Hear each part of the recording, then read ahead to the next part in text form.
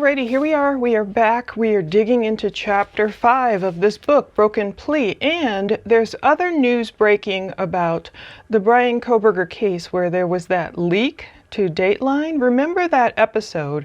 It was called The Terrible Night on King Road. The Terrible Night on King Road. Okay, it was May 9th, 2025, and Dateline leaked.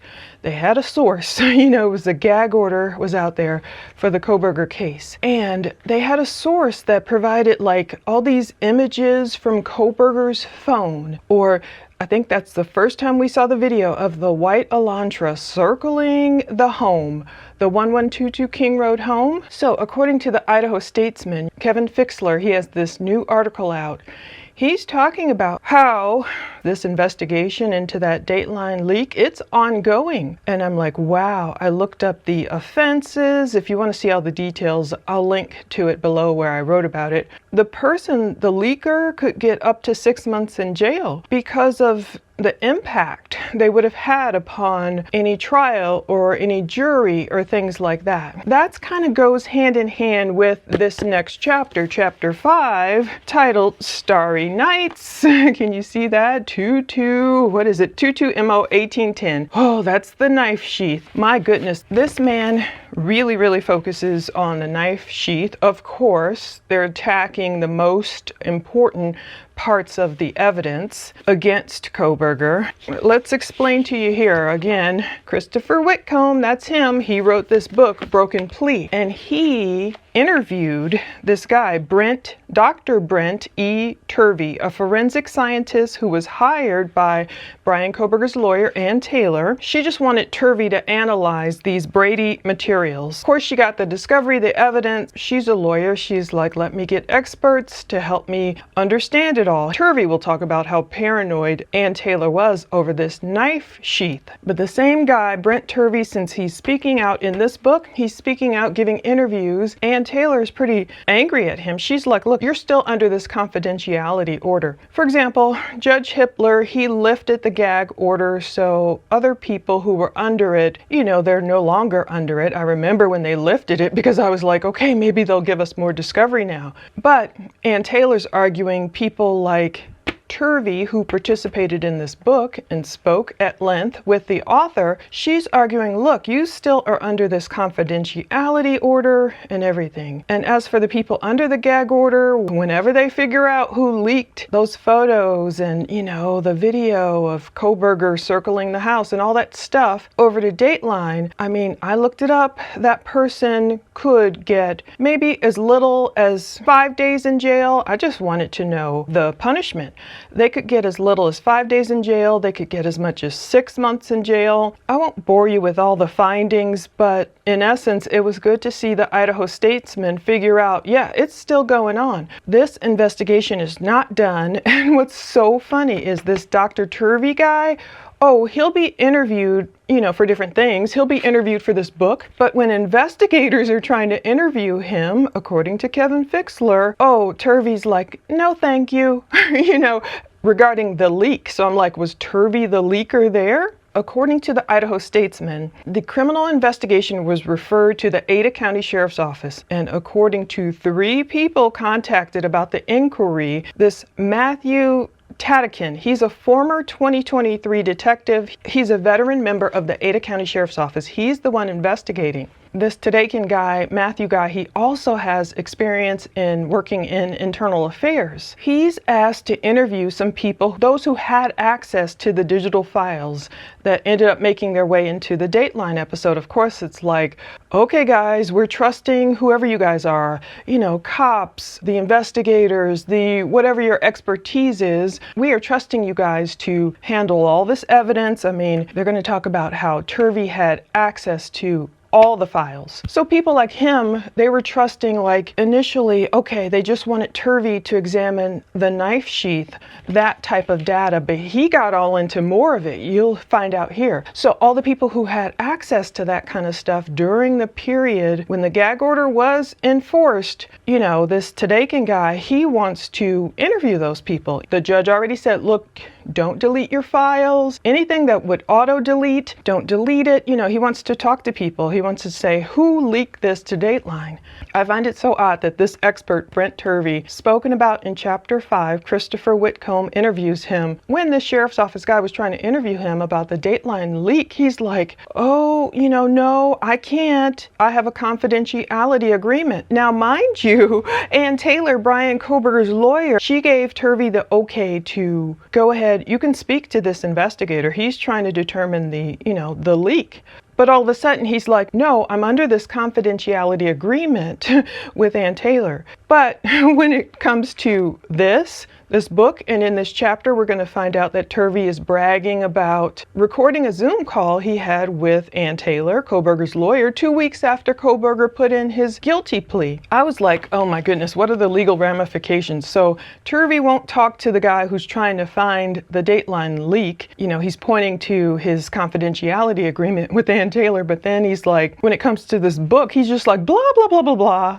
You know, oh, it's some crazy stuff in here. I was wondering who could get sued. First of all, I'm like, can Christopher Whitcomb be sued by the survivors, by these investigators? Once you hear, oh my goodness, the things they allege in this chapter, you know, they're saying it's like the evidence must have been planted and the, you know, chain of custody is all messed up. And they're out and out saying, basically, Turvey is at least, oh, that knife sheath wasn't there, you know, basically before it was planted later. Now, Dr. Brent Turvey is based in Sitka, Alaska, and Ann Taylor, Bryan Kohberger's lawyer, is based in North Idaho. And I was like, whoa, if Turvey recorded their Zoom call without her knowledge, is that legal? It turns out it's pretty legal, even if it might not be, you know, ethically okay. It turns out it's pretty legal. Both of them are one-party consent states. Well, it might not be criminally wrong, you know, it might be ethically wrong. And that's why Ann Taylor, you know, she snapped back and she was like,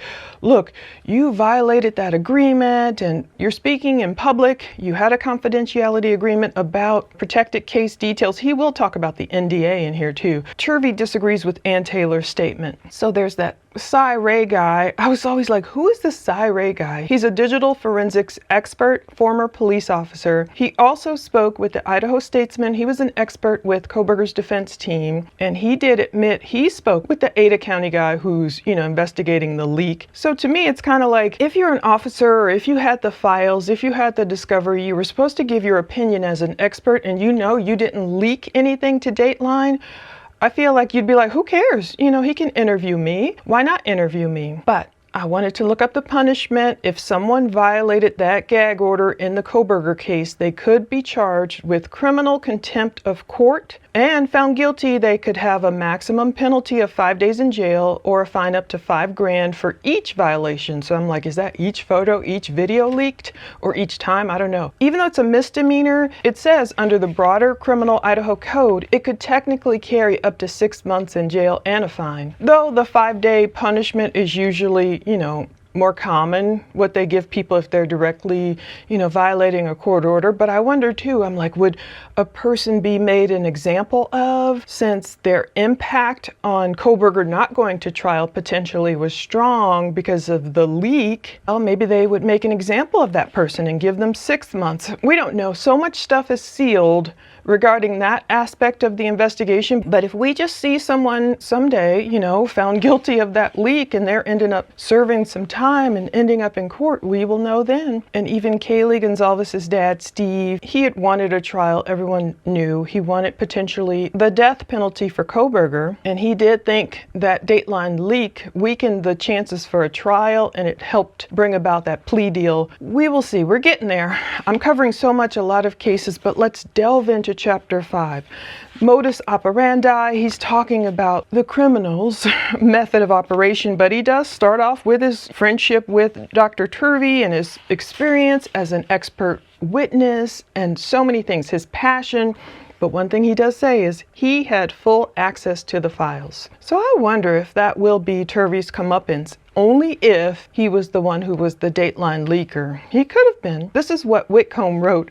Though limited in some regards by a non-disclosure agreement, Dr. Turvey agreed to discuss his work during a September 26, 2025 interview with me. So just last year, a few months ago, Turvey spoke with Whitcomb. That was Ann Taylor's problem. She didn't like that. But Whitcomb is like, oh, he's just limited in some regards by this NDA. And Ann Taylor is over here like, no, you're limited by all of it. I don't know, is he like playing fast and loose with the contract or his agreement or what? Anyway, he starts off with saying, what brought me to the case was the scabbard. And of course, I'm like Googling that. What the heck is a scabbard? It's the knife sheath, that K-bar knife sheath. It says they were concerned because from the perspective of the attorney, Ann Taylor, she hired me to address the question of what role it played basically in the commission of the crime. And he explains, thankfully, a scabbard is a sheath for a bladed weapon. Now, it says no specific number has been disclosed, but records indicate Ann Taylor hired several criminologists to make sense of evidence gathered by police. So that shows you Kohberger had a great defense. This author in here, remember he shades Ann Taylor like, why didn't she do this and that? He'll do it in here too. But he kind of was coming against her experience. Remember he was saying she had never done a death penalty case before, which wasn't true. It's good Ann Taylor hired several criminologists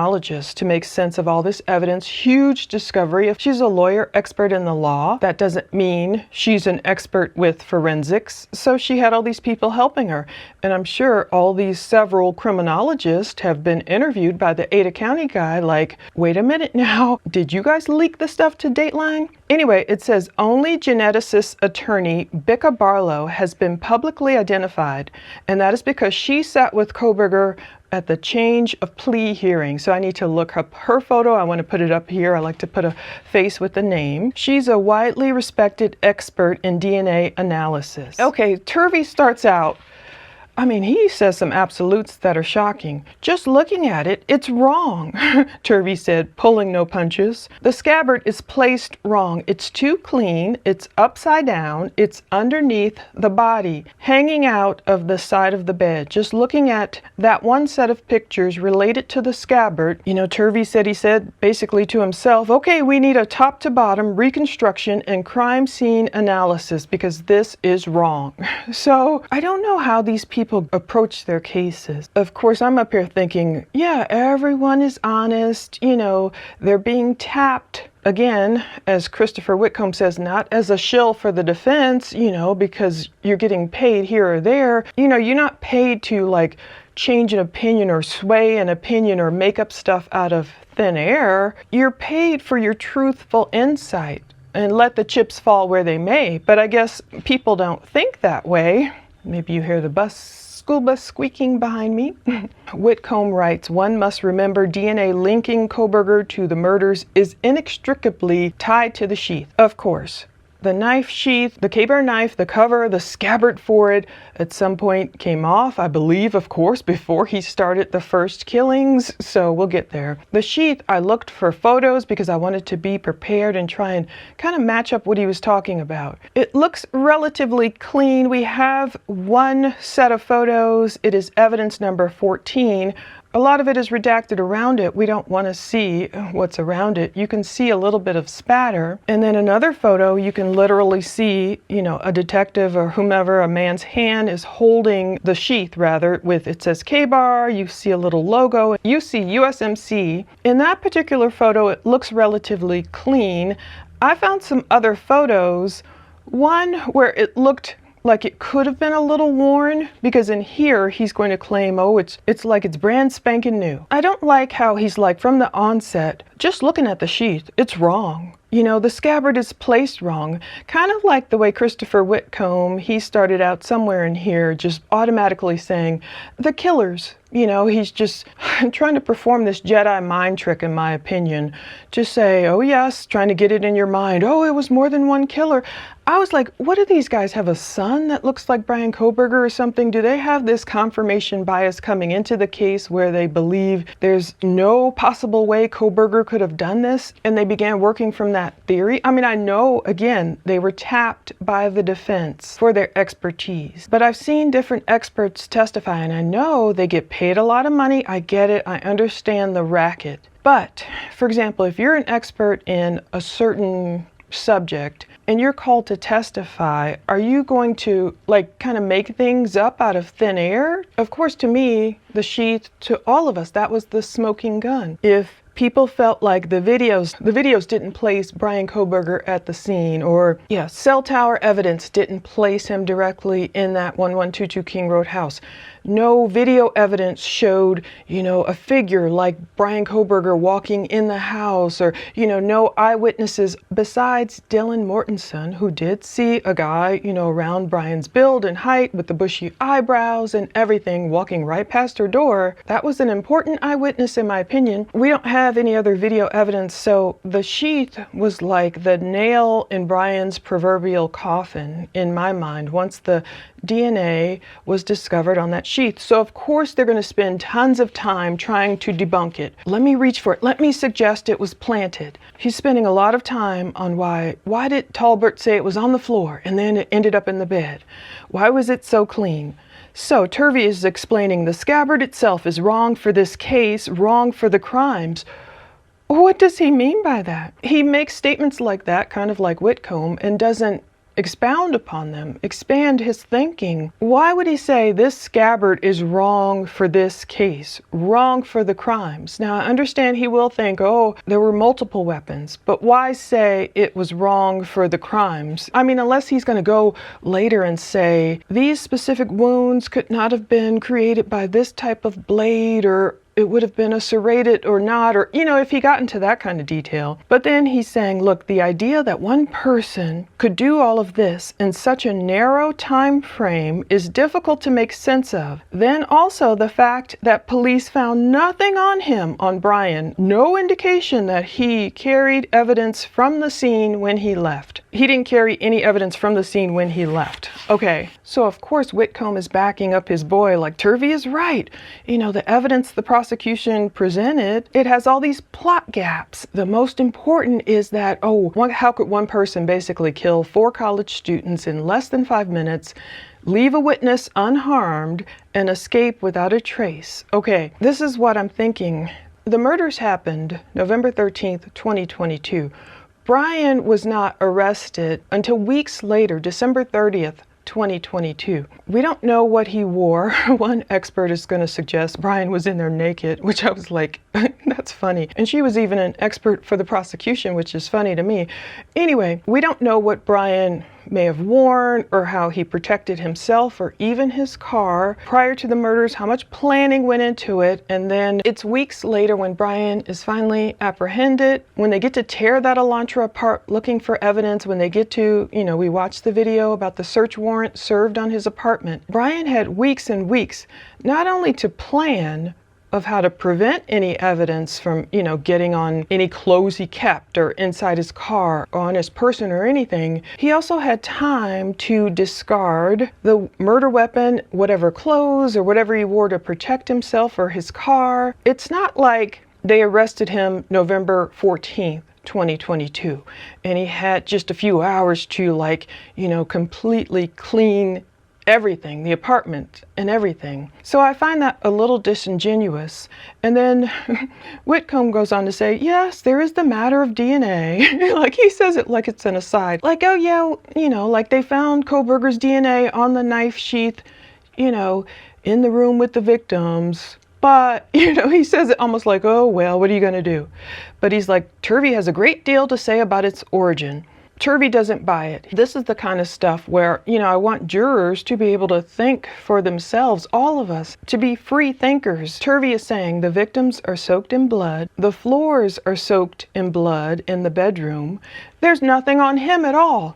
I'm like, where did that come from? He's making it sound like, okay, yes, It was a bloodbath, of course. Forgive me for getting, into these details, but I'm trying to just understand where this book is coming from. The victims are soaked in blood, yes. I mean, some of these photos are horrible, even the redacted ones. The floors are soaked in blood in the bedroom. And then he says there's nothing on him at all. How on earth would he know there's nothing on Kohberger? Sometimes I picture it like in that American Psycho, of course, Kohberger's favorite movie before I even knew that was his favorite movie. The way the Christian, what's his name, character had all that plastic on him when he would do his dirty deeds. Was it like that? Dylan just saw the baklava, and I don't know if he was wearing, she said something like a fireman's, she thought. I don't know what the heck he was wearing. How could Turvey say there's nothing on Bryan at all? He has no idea what was on Bryan when he left that home Sunday, November 13th. So yeah, he's talking about Kohberger, and of course it's funny, up to this point, I'm already on page 129, we're going up to, it's a lot to get through, but they're for the defense, but they don't mention anything about, how coincidental it would be that Bryan would leave his home and travel this path, and I know you guys think it's just any old white car, but they mapped the actual path to the house and then down, and then him being caught on video at Costco and the coffee shop and it being closed and maybe driving around and coming back home, and how do you account for him turning off his phone, and all these other, circumstantial though they may be, coupled with this DNA evidence on the knife sheath. And you know what, part of me is thinking, I was like, Bryan was so meticulous in certain ways. Did he leave that knife sheath on purpose? Kind of like a calling card. You know how serial killers of the past, they would leave their calling cards, whether it's the alphabet killer or BTK, bind, torture, kill. So many different, the horoscope killers, the hillside strangler, all these different people, some of them throughout time, it's like they wanted to be famous. They wanted to play games with police. Did Bryan think he was playing a game by leaving a knife sheath behind, almost like Catch Me If You Can? Was he hoping to be called the K-Bar Killer and, go around to different places? He will touch on it. The fact that Bryan allegedly was searching for, replacement knife sheath, all these things that fall into the realm of direct and indirect evidence where a jury would have convicted Bryan. Of course, they don't talk about that. They are so honed in on just this stupid knife sheath and this chain of custody. I don't make light of it, but it's funny what they neglect to mention. And I say this because the case is over. It's not like they are testifying. It's not like, I'm going to be called to the stand and I'm going to have to present something. Like, they're making it sound like, this case is so troublesome and I just got to write a book about it and tell you everything I'm worried about. It should be more balanced is what I'm saying. So this is where Turvey is saying, then you start realizing all the evidence points to more people, at least 2 people, and multiple causes of death, that multiple weapons were used. So that's the hill he's dying on. And I understand some points, I do kind of see where they're coming from. I know experts talk about Kaylee's injuries being so extensive and so horrific and everything to her face. They believe it could have been a different blunt force object, not just a K-bar. That part, honestly, there are parts I don't know. If I were on a jury, we wouldn't have the answers to everything. You make your decision based on a preponderance of the evidence, and that's just the evidence you have, not the stuff you don't know. If you don't know it, you don't know it. He's focusing in again, this author, on Detective Talbot's December 6th report, handwritten inventory, where he says, he filled it out on November 13th, and he accidentally says, I guess the sheath was on the floor. Whitcomb writes, if police found the knife sheath in the bed under Maddie's thigh, why did Detective Talbot state in his November 13th inventory that it was found on the floor? Why does the sheath not seem to appear in Nunez's body camera footage as Warner looks down, shining his flashlight from less than 2 feet away? Of course, he's taking advantage of the fact that we won't ever see this body cam footage. And I lose trust, of course, in these so-called experts because It was very clear that there was water on the table. We went over that in the last video, where that beer pong table, it definitely had water on it. Less redacted photos, were released. Some of them, it clearly has liquid, and that's how we believe blood got diluted, because there was like liquid on the table. I'm staring at it right now. If Whitcomb is expecting us to trust him and Turvey with saying, oh, in Nunez's unredacted body cam, we don't see any knife sheath, we can't trust that, because he said there was no water on the table when there clearly is. There's ways he could have made himself more reliable by, if he was going to tell us this stuff anyway, they could have put a screenshot of what he was speaking of and kind of blurred, the portion where you don't want to see, but then leave the position of where the knife sheath was found right there on the side of the bed. And you can see in the photos, there's like a tissue box on the floor. From that perspective, they could have shown us, we would have seen the little handle hanging off the bed. There's a way he could have done this to make himself seem more credible, instead of just, trust me, the body cam video doesn't show any sheath. And then Turvey has the nerve to say, because it wasn't there. I was like, oh my goodness, can these investigators sue Turvey? Can he be sued for defamation? Seriously. I was asking Gemini, because they would have to prove he has actual malice. The things he's saying have actual malice. They don't have to prove, from the way I understand it, that they lost an income because of these allegations. But come on, imagine if you are a detective in Idaho, and I know some people go on and on about, oh, this is corrupt, that is corrupt. I don't know. All I'm looking at is in this case. Imagine if you were a Moscow, Idaho detective and you unfortunately came upon this horrific crime scene. You did everything to the best of your ability to keep it together and remember what the protocol is, because you've probably never run across, a quadruple homicide, if ever in your life, especially not one so gruesome, and college kids and all that. And yeah, maybe the chain of custody wasn't, to the letter, but then imagine you have some guy and his friend in here in a book accusing you of planting evidence. That's just so wrong to me. Okay, Turvey is saying Detective Talbot wrote during his search that he found the sheath on the floor. Perhaps we should believe him. I'm like, what does he mean by that? Like, maybe he really found it on the floor and then someone picked it up later and put it under Maddie? Or like, what is he saying? So this is just huge. This is all huge. This whole, discovery about the chain of custody and the knife sheath and everything is huge. Turvey is arguing Maddie's leg is outside the bed with her foot on the floor. Of course, we don't see this. We've never seen this. Of course, we don't want to. But he's saying the knife scabbard is underneath her thigh and it's sticking straight out. So he said, if you're seeing her, you're seeing the scabbard. So he's saying, okay, this means basically, if they went in there and they looked and they saw Maddie, they should have seen the knife sheath. He's saying either that, it wasn't there when they first looked, or they are lying about it not being there. That's just out and out defamation. I don't know, to me. And then he turns to the expert, Paulette Sutton. We've talked about her reports before. He's saying she doesn't address it in her report. That's what Whitcomb is writing. And Turvey's like, is it possible for them to miss it in a case where you're looking at a bunch of blood and a bunch of bodies? Yes, but these officers are not idiots. If you first walk in a room, oh my goodness, I can't imagine the feelings. It's a bloodbath. You see the victims.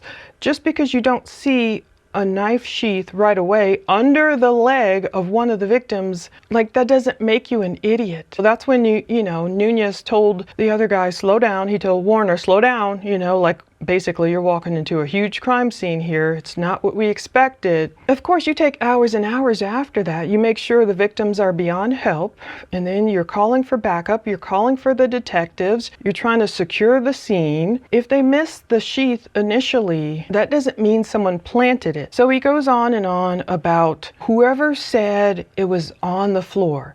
They were looking at Talbot's report, handwritten, and Talbot did write, sheath found on floor next to victim 3. I don't know why he wrote it. I don't know if he meant to say floor versus bed. We misspeak and maybe write things wrong all the time. Only sometimes, not even when I go edit these videos, sometimes I catch my errors then. Other times I don't catch them until they're already published on YouTube and I'm like, oh wait, I said Turvey there when I meant to say Talbot or whatever. Sometimes you just don't catch things. Is that what Talbot did? I don't know, but he's honed in on it. He's saying that it's found on the floor. Once he says it, other people start saying it. And what's funny about that is that you can tell who looked at the crime scene photographs and who didn't. Turvey is saying, kind of like bragging, well, we got to see the unredacted crime scene photographs, so I know where the sheath was actually found. And even the redacted ones, we can see it's on the bed. And he's saying then, since it's written incorrectly in Talbot's report that it was found on the floor,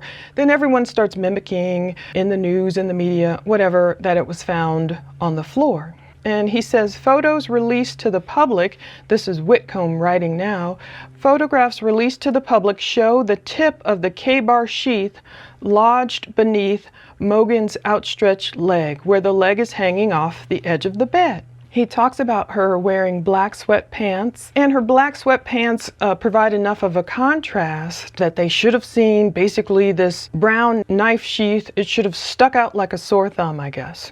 But honestly, unfortunately, I kind of do believe I might see a bit of what he's talking about here, but it's not that much of a contrast. He'll talk about the blood stains too, but Turvey is saying, look, you have a knife sheath placed upside down underneath the thigh. It has just a teeny bit of blood on it, but the bed sheath underneath it is spattered with blood. Little dots all over the place like a starry night. So I see what he means there. And the sheath doesn't have hardly any on it. When it slides on top of those blood stains, those blood spatters, it doesn't disturb them. It means they were dry. So he's like automatically saying someone slid it. First of all, he's talking about sliding. And I was like, okay, he's not talking about her body, being slid atop the sheath. Maybe not. Or maybe he's talking about someone sliding it under her. He's saying the blood spatters were dry. So Turvey believes somebody, after the blood had dried, slid this knife sheath under her thigh. I'm like, what? So I'm looking at the photos, the only ones we have, and I do see little spatter, but he's automatically saying it's like he's blaming someone who had enough time to wait for the blood spatter to dry. Whether it was a roommate or whether it was an investigator later or whatever, here, they put it in after the blood dried. I want to really dig into the forensics of what blood or anything they found on the sheath. They're saying, oh, it was not much. If he would have pulled out the forensic findings in here as well, it would have been good. I'll see what I can find and put it on the screen. And he's saying the blood, didn't smear. And if it didn't smear, it didn't transfer from the sheath to the knife sheath. And he's talking about how porous that leather would have been. That means the blood on the sheets were dry. And if that's true, that means either the offender was there after the blood dried. That's one possibility. Or law enforcement found it, as Talbot said, on the floor and shoved it under the thigh to make it look like it was dropped contemporaneous with the crime. I hope no one would do that. I know people accuse police of planting evidence. I'm not saying every single officer is 100% on the up and up, but I do think that ruins some cases. People go there too often. I hope no one in this investigation would find a sheath on the floor and say, oh, it must have fallen and let's put it back under Maddie. That's where it came from. I mean, it can happen, I get it. It can ruin cases. That's what ruined the O.J. Simpson case. They're going to talk about it too, but not in that vein. To me, it ruined the O.J. Simpson case because, all this talk of Mark Fuhrman, he's so racist, and I'm sure he planted everything, and people didn't understand DNA back then. In my opinion, they let a killer go free, O.J. Simpson, until he met his maker. And we'll see what happened then, eventually, one day. I have this... It's weird, I know, but being in true crime and having all these unanswered questions, I'm like, one day when we get to heaven, will we know what truly happened? For the people who think Bryan Kohberger got railroaded, will we actually finally see the truth? Turvey is saying, oh, either way, somebody deliberately placed it there. It doesn't matter who at this point. Somebody deliberately placed it there. And then he starts going into what appears to be a fabricated chain of custody. And it becomes a piece of evidence that's like, whoa, it would be inadmissible. Whitcomb is like, wait, what? what? A fabricated chain of custody? It says, at this point, Turvey produced a photograph never before disclosed to the public. It depicts that brown paper bag that has been folded flat and sealed with the red and white tape labeled evidence. So I found it now. You know, certain things are coming out, certain things have been out. That's one of my pet peeves with leaks and all that stuff. You know how Dateline got certain stuff other people didn't get. And then now we're seeing everyone. I mean, it brings together a fuller picture when you look at all of it, but it's kind of annoying. You just want all the evidence that's allowed to be released to be in one place. So he's going to make a lot of noise over this evidence chain of custody, specific 1810 he's talking about. The bag itself is dated November 16th, 2022. So he just gets into stuff like this. He's talking about the chain of custody. I understand why, you know, he wrote it out. He typed it out, of course, or whomever that way. But I also wish, oh yeah, this is it. Yep, I'm looking at the barcode label. I don't see the number he's speaking. Oh, there it is. I see it now, 1810. So we do have this photo, but like, what would it have hurt him? You know, he's like, oh, never before released, and doesn't put the photo in there. I'll put the photo on the screen. You know, it's nothing wrong with typing it out so we can see what his interpretation is of what it says, but it also helps if he could have put the photo right here. It didn't have to be in color. If he did, I know that would have made the book more expensive, and I'm like, that's fine. I would have purchased it just to back up what he's saying, you know? It makes it, I don't know, more trustworthy if he would have done that. So he goes on and on about, oh, this chain of custody was dated this, and there's a barcode here. I guess that's the ISP barcode. And he's like, oh, the barcode is in the wrong place or whatever. And then the barcode sticker is labeled this, and how it had to go from ISP back to MPD, I guess, because of the chain of custody. Count how many different names are on them. And they found 7 names on there. And then even the author admits, okay, it's not unusual to find 7 names on one piece of evidence, but it is odd to find 2 separate chain of custody forms. It's even stranger to have an evidence storage vessel, in this case a brown paper bag. There's a reason why they use brown paper bags and not plastic, because that would impact the evidence negatively. Okay, but he's saying, in this case, the brown paper bag, it's unusual to find it marked with a name that does not appear on either of the 2 chain of custody forms. He's like, oh, it's a real problem. So they go on and they name the actual people, and then they're talking about the handwriting is so bad you can't read some of it. Turvey starts cursing because it effing says chain of custody on it right there.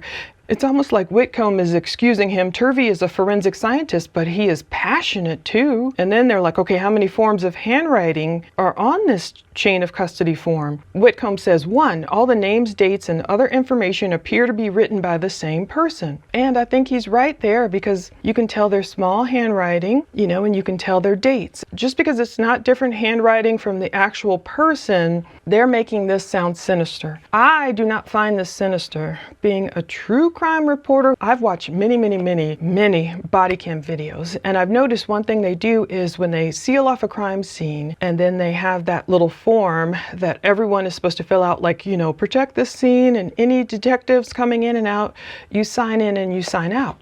And of course, some of them are signing in and out. I know this is different than a chain of custody form, but it's like sign in and out, get it started, get the form started, especially if it's a crime scene they're not used to. I know sometimes they'll be like, oh yeah, oh, when did you, I'll sign you in, you know, and they sign each other in. I feel like that's what happened here with the chain of custody. MPD or whomever may have realized, oops, you know, we didn't put the names down. This knife sheath, this bag, this closed bag, it wasn't like someone was opening it and flipping the sheath up in the air and, you know, touching it. And if this author is anyway trying to hint that someone found Kohberger's DNA from somewhere and planted it on the sheath in order to plant it on the bed later, when would they have done that? When would they have known Kohberger's name? In late December? And then I'm trying to figure his logic here. Like, is he trying to say they would have found his DNA somehow to put it on the sheath in December and then retroactively, you know, it's more of a leap, in my opinion, to believe something like that than to believe Kohberger did this, you know? So he's talking about chain of custody. All these names are written by the same person. And so that infers, oh,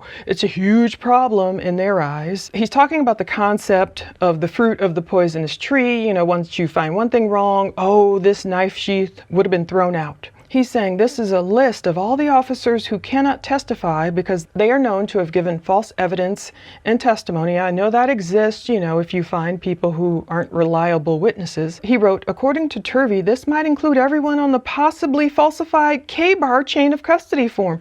He's already calling all these people out. You know, Detective Talbot, Detective Payne, all these folks. In essence, kind of just insinuating they could be liars. He's saying it could have included Payne, Talbot, McKenna, all these others. He's saying regardless of intent or any wrongdoing, you know, there have been no charges here, but the defense could have presented this in court. Possible exclusion of these three witnesses would have significantly damaged the prosecution's case at trial. And I'm like, dude, you know, he's making it sound like, oh, Turvey made this huge finding, this chain of custody error right before Kohberger pled guilty.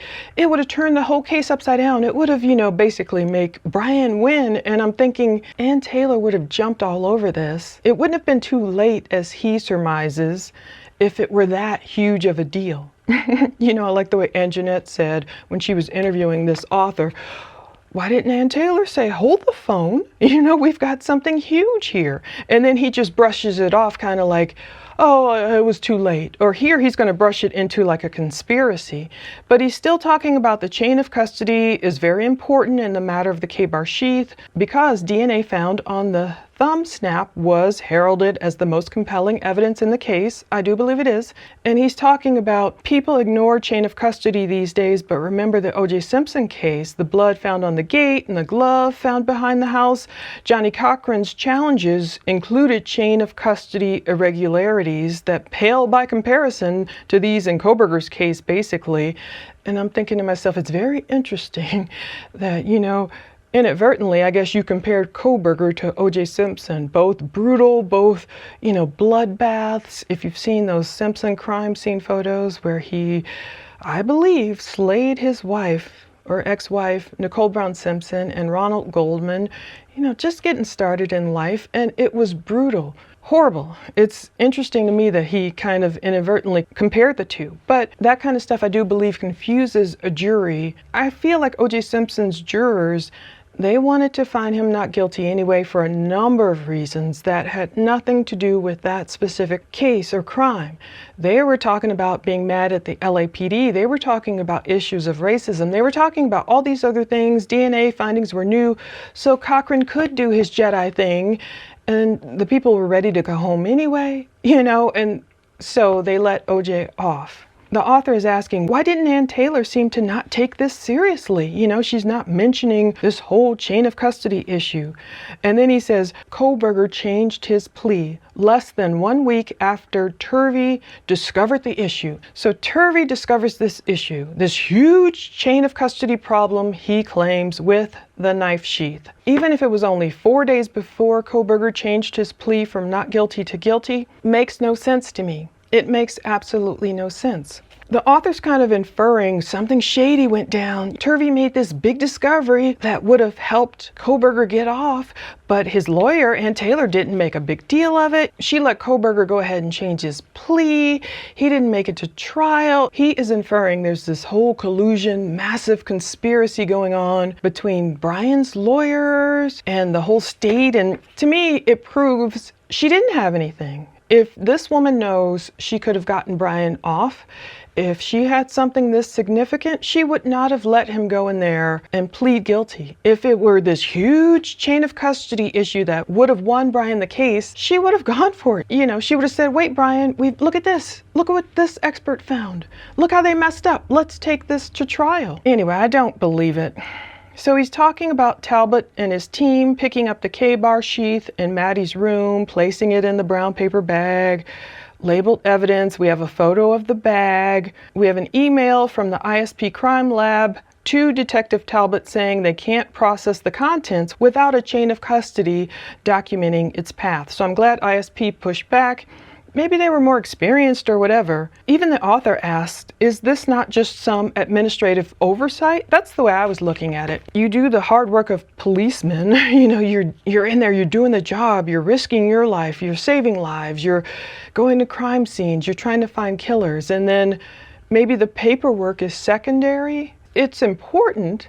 Of course, you want to bag and tag things correctly and protect evidence, but I'm saying this chain of custody maybe isn't what he's making it out to be. And then this is where he's like, let me make this clear. Oh, it's not just the mishandling of a work product. And then Turvey says, and this isn't covered by any NDA agreement between me and Ann Taylor. So we can talk about this all day long. It has nothing to do with my work on the case. It's kind of like he's picking and choosing what's okay to talk about here. But he's saying, yeah, it came up, this chain of custody thing. He wanted to go back, I guess, and, do an investigation into every single chain of custody for every single piece of evidence. And he says, 4 days later, the case got shut down. What is he inferring there? So he's talking about Bill Thompson's office sending tens of thousands of documents to Ann Taylor, hundreds of thousands of data points, everything from the victim toxology reports to registration records of every car parked legally on the U of I campus. Well, she wanted discovery. Remember how he kept getting delays and delays because it was like,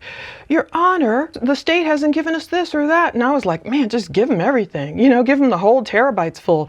Now it's almost like he's complaining, the author is saying like that was a bad thing because the state gave her so much evidence. But they initially approached Turvey, which they probably regret now, just to look at the scabbard. He says they were so paranoid, they wouldn't even tell me what case it was, wouldn't tell me what I was looking at. Then, of course, we discovered the single most important piece of evidence should have been excluded. So just because of these issues, he's like, yeah, throw away the only piece of evidence that points, Kohberger to the crimes directly, to the weapon directly. All the assumptions he makes, oh, it couldn't have been a person by himself, running around, killing 4 people but not 2 others, including a face-to-face witness, leaving blood trails that mysteriously get diluted. Now, when you see that water, on the table in cups and oops, if water got spilled and diluted with blood, it's not this big mystery. They keep making it sound like it was, someone went in there and, with Formula 409 after the crimes and tried to wipe it clean and that was the dilution. And no, you could see on the table it was water there. And this was funny though. Sutton's theory, I guess it was Sutton's theory. Prosecution said they had their own expert. And her theory is that the killer was running around inside the house naked. Now, I thought that was pretty funny. And it's like, what? You think he was running around naked to not get anything? I think he was, obviously, Dylan didn't say he was naked. I think she would have noticed that, maybe. I think he was just wearing something that he obviously got rid of. If he were naked, I feel like he would have had cuts on himself. He would have left more DNA, not less. They're going on with Sutton's theory, which does seem implausible to me, but I know you have to keep an open mind wherever with crimes. They're writing, the problem is that Kohberger would have had to wash up somewhere, but in the bathroom on the 2nd and 3rd floors, there was no evidence of that. They looked undisturbed, and the 1st floor bathroom, however, was completely clean. I'll have to put up photos of that. There were no towels, no laundry, no toothbrushes, makeup, not even toilet paper, nothing. It was pristine, empty. It was missing everything. So it's kind of like, that's a weird theory to assume Bryan might have been running around naked, took the time to go wash up, and then put his clothes back on before Dylan saw him. Really weird. They're talking about, it seems prudent to address the underlying context of this whole theory that if Turvey first was brought to the case because of he wanted to examine, the knife sheath, what's his expert opinion on that? It would be Kaylee and Maddie's bodies that lured him in deeper. So that he actually prints, I guess, a portion of this January 22nd, 2025 report, some 24-page document titled Crime Scene Analysis, Turvey's Forensic Assessment of Physical Behavioral Evidence Gathered at the Crime Scene. So he wouldn't discuss detailed contents of the documents. It was obtained independently by the author. I'm like, how did he go ahead and get it?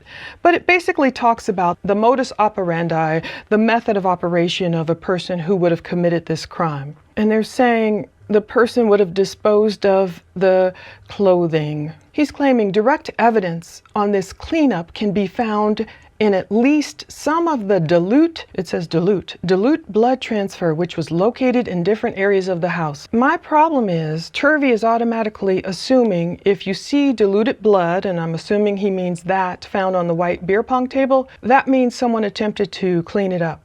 Whereas again, in that wonderful Asget Industries, video, she kind of surmised it could have been someone knocking over those red Solo cups and slinging blood along with it. And of course, water and blood got mixed together, and that's why it was diluted, not because of some cleanup.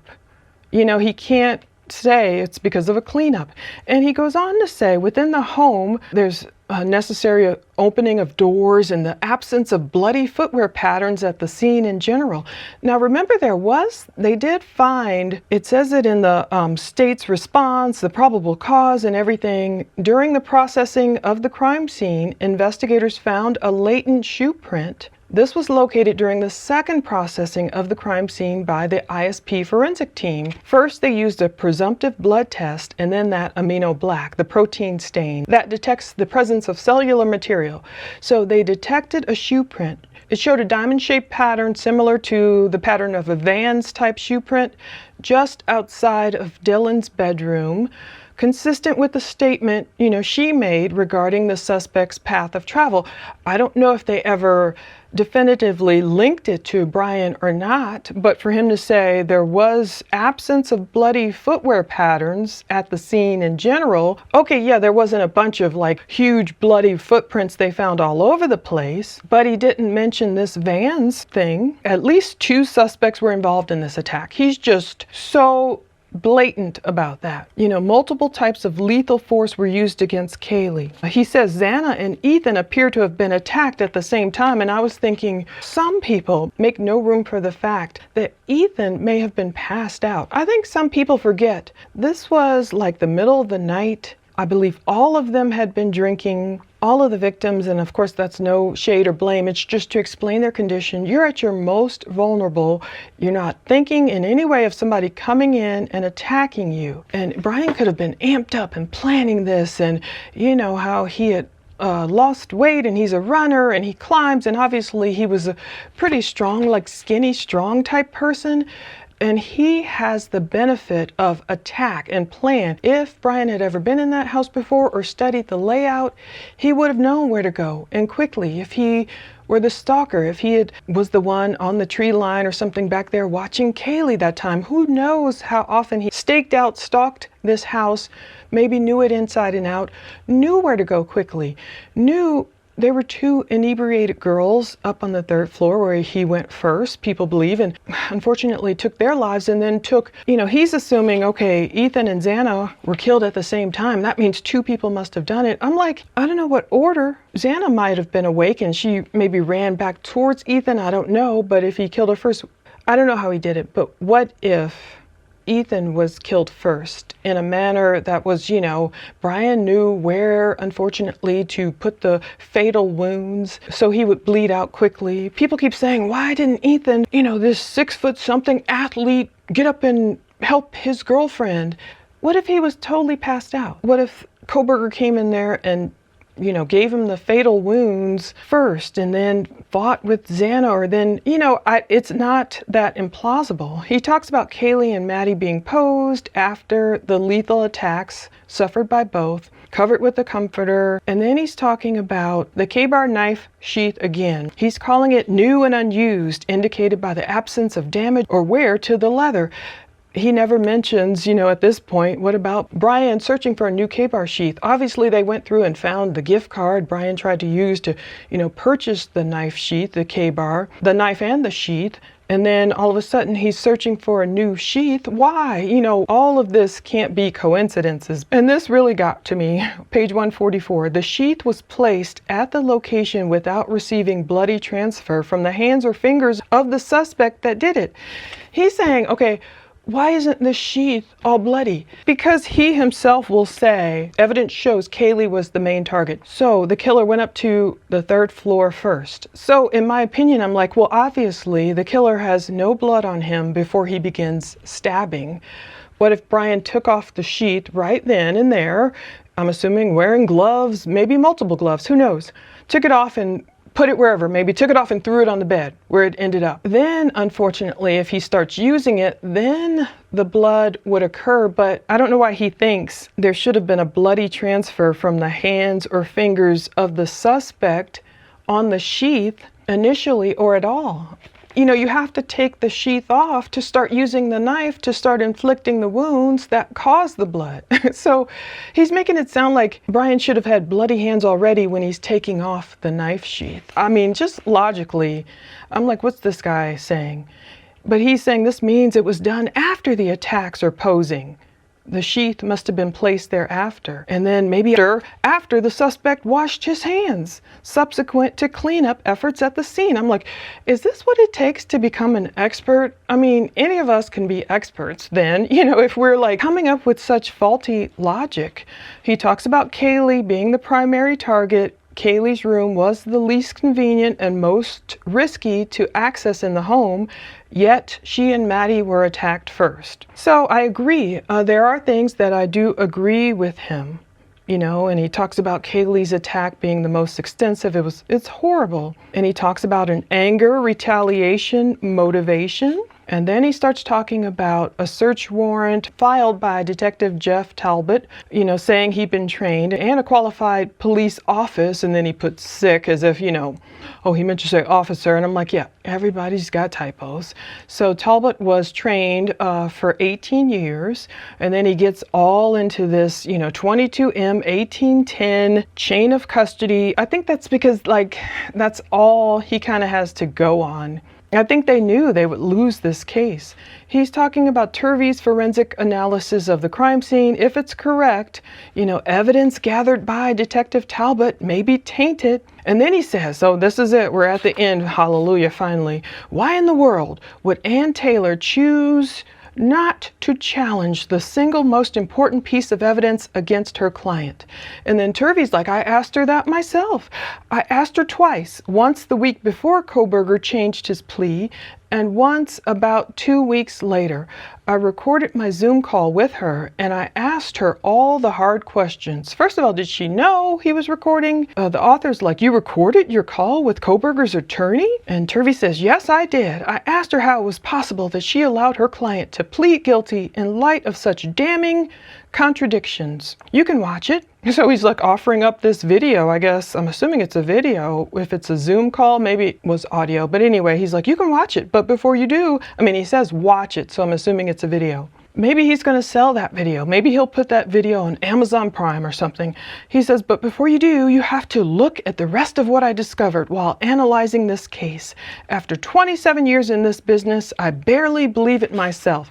Yeah, I'm hardly believing you here if you think some of the things you just said, like why was there no bloody transfer on the sheath when, in my opinion, obviously the killer wouldn't have any blood to transfer initially until he took the sheath off, and I don't know if he threw it on the bed or what. Anyway, we'll move on to part 2, the August effect. I'm covering so many cases, but I'm still wanting to get through this.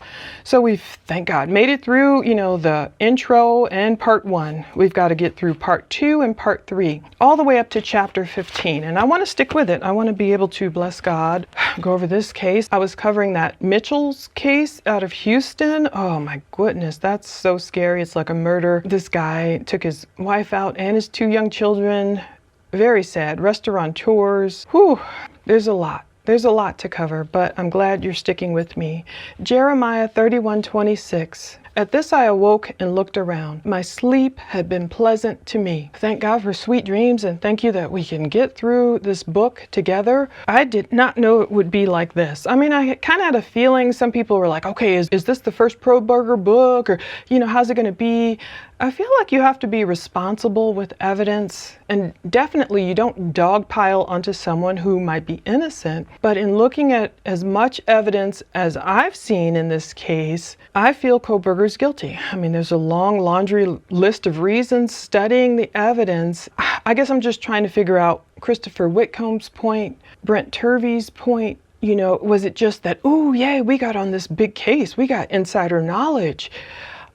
Is it truly because they feel like Kohberger got railroaded? Why would some people so absolutely think it could not have been done by one person, when I can easily see how Bryan could have done this so quickly, with so much planning, with so much stalking, with so much, get back, retaliation, anger, hatred of women. We've seen so much of it down the line, and then make it into that house, and him getting rejected, and him being accused of going into Nayoung Ko's apartment and moving things, and his ability, even back in the day when he was on drugs, on heroin, sneaking into that neighbor's house, and his, best friend who overdosed, sneaking into her house, his affinity of knives, sneaking into that woman's house when her son Jeremy had gotten caught up and in jail, pretending to his mom, before Jeremy OD'd, pretending to his mom, yeah, I want to go visit him in jail too. Like, what a jerk, Oh, you guys are going at 1 o'clock? Okay, I'll take the time afterward. Bryan Kohberger using that time to say, let me break into their house. Giving her the heebie-jeebies when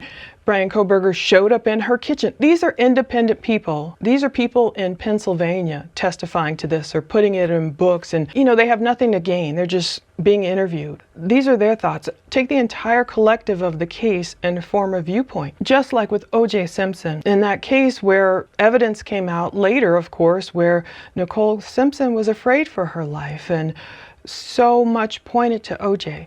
I just hate to see people kind of poo-poo that and just dismiss it and say, who cares? O.J. was a great running back, or whatever he was. Or, they might say, Kohberger, he has all these ailments and whatever, they're claiming, and excusing away any evidence that points to their guilt. I think that's wrong. I mean, I will call it out. I think it's wrong in the O.J. Simpson case. I think he's paying for it now unless he somehow repented. You can't pull the wool over God's eyes. We can't get over on Jesus. No matter if you can get over on others, you can't get over on God. God sees it all. God knows who went in that house. God sees it. We don't know why these things happen, but unfortunately, while we're living on this earth, they can happen. And the worst to me we could do as jurors or as the public, use other reasons, whether they're monetarily motivated or, what is he saying? Like, is this author trying to say Ann Taylor was pressured politically or pressured somehow to accept Bryan's guilty plea or convince him to plead guilty, or, what happened behind the scenes? He's saying despite this huge chain of custody issue, maybe he knows deep down inside it wasn't a huge issue. A jury would have convicted Bryan anyway with all the evidence stacked against him, but he's trying to, kowtow to the people who want to believe for some reason that Bryan is innocent and knows, it'll sell books. I was trusted with the evidence, and look what he did with it. And then he still doesn't even put the evidence in the book, so I'm finding the evidence. It takes a while. I'm putting it in these, videos so we can go through chapter by chapter and, refute what we can refute and, be balanced still. Tell him, look, I agree with you here. Okay, I agree Maddie and Kaylee were likely attacked first, but a lot of this other stuff you're arguing I don't agree with. But again, hopefully we can all be civil, agree to disagree, have discourse without it devolving into something horrific. I don't know why some people just fly off the handle and they're arguing on Twitter and Facebook, and everyone should be able to express their opinion with tact and grace. And don't be uncouth, as my mom used to say. Thank you for watching. We'll move forward. I'm covering this case, many other cases, so I'm trying to get in as much as I can here, but I want to finish this, get to chapter 15, see where this guy goes from here, and see what the fallout is. I'm like, will there be fallout? Will there be lawsuits? What's going to happen? Who's going to be this Dateline NBC episode leaker? Will the person do 6 months in jail? Will they be made an example of? So many questions. Time and the Lord will tell. Thank you so much for watching. Take care.